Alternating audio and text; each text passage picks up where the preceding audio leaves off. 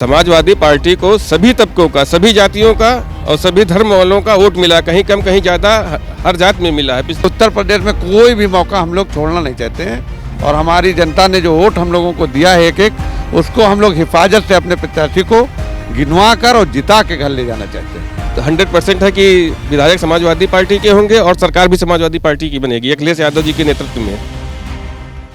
नमस्कार, आदित्य पांडे नाम है मेरा और आप डीएनपी इंडिया देख रहे हैं। उत्तर प्रदेश विधानसभा चुनाव के चौथे दौर में लखनऊ की वोटिंग हुई थी।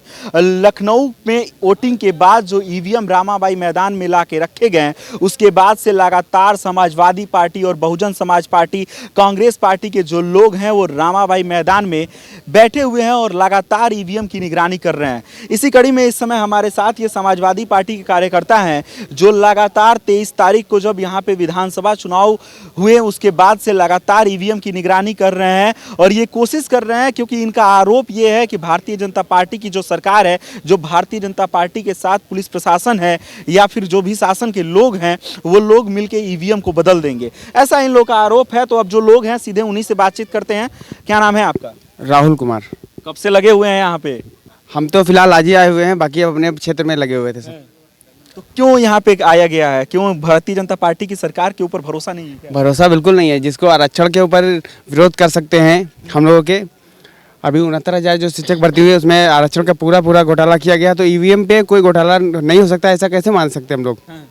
और बिल्कुल होगा। अगर ईवीएम पे घोटाला होगा तो हम लोग वीवीपैट गिनती करने के लिए उस पर जो है हम अपने चुनाव आयोग से अपील करेंगे।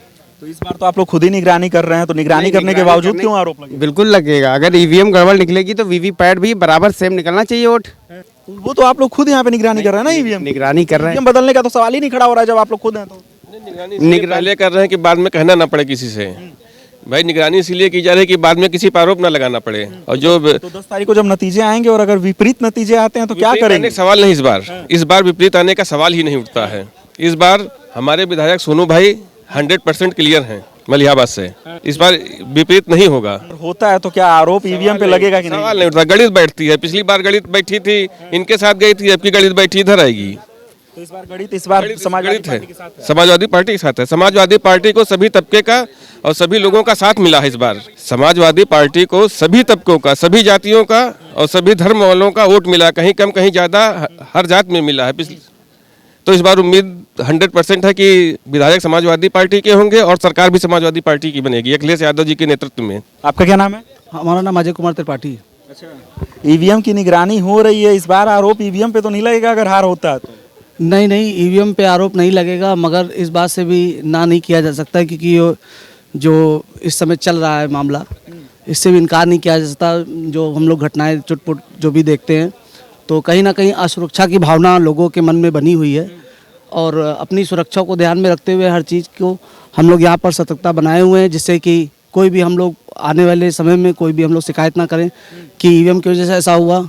और हम लोग अपनी जीत को लेकर पूरे 1001% आश्वस्त हैं और हमारी मलिहाबाद की जो सीट है वहाँ पर जनता का बहुत प्यार मिला है सोनू भैया को और अब की हम जानते हैं कि वो विजयी भव। आपका क्या नाम है? लोकमान अली। कितने दिन से आप बैठे हुए हैं यहाँ पे?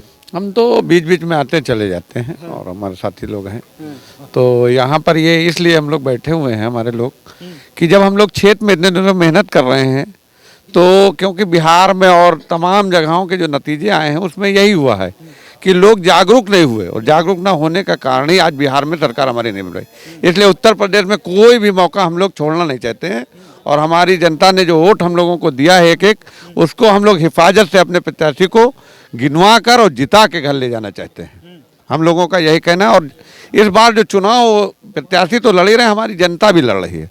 जनता में बिल्कुल बदलाव का माहौल है और पूरी तरह से लहर चल रही है और भारतीय जनता पार्टी का कहीं भी कैंडिडेट किसी भी टक्कर और किसी भी मुकाबले में नहीं है। अब कहने को तो सभी अपने, चाहे जिसको दो वोट मिलते हो भी कह रहे हम जीत रहे हैं, तो जो खड़ा होता है वो जीतने के लिए खड़ा। मगर समाजवादी पार्टी की पूर्ण बहुमत से सरकार आ रही और हमारे लखनऊ जिले की जो देहात की सब सीटें हैं वो तो जीते हैं, शहर की भी हम लोग जो है 2-3 सीटें जीत रहे हैं।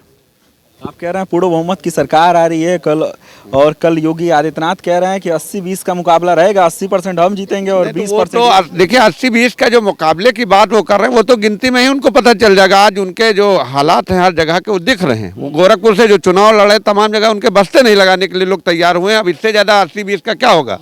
हम तो कह रहे हैं 85-15 है, हम लोग 85 को 15 पे लड़ रहे हैं और 15 में भी हम लोगों को मिल रहे हैं। तो जब हम लोग 85 हैं तो कहाँ से हमसे जीत रहे हैं। आप उनके गोरखपुर हारने की बात कर रहे हैं, वो अखिलेश जी के करहल हारने की बात कर रहे हैं। अब वो तो नतीजे देखिएगा, 10 तारीख कोई दूर नहीं है, 6 तारीख आ चुकी है, 4 दिन का मामला है।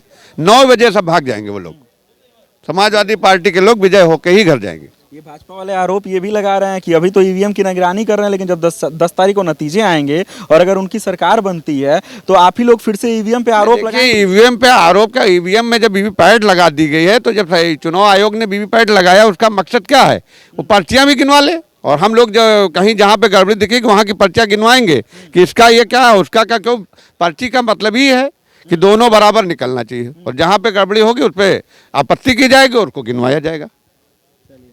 तो ये रामाबाई मैदान में समाजवादी पार्टी के कार्यकर्ता हैं जो पिछले 11 दिनों से लगातार यहाँ पे बैठे हुए हैं और ईवीएम की निगरानी कर रहे हैं। इनका ये मानना है कि जो मौजूदा समय में भारतीय जनता पार्टी की सरकार है उसके ऊपर इन लोगों को भरोसा नहीं है, वो ईवीएम बदल सकते हैं, ऐसा इन लोगों का आरोप है उनके ऊपर।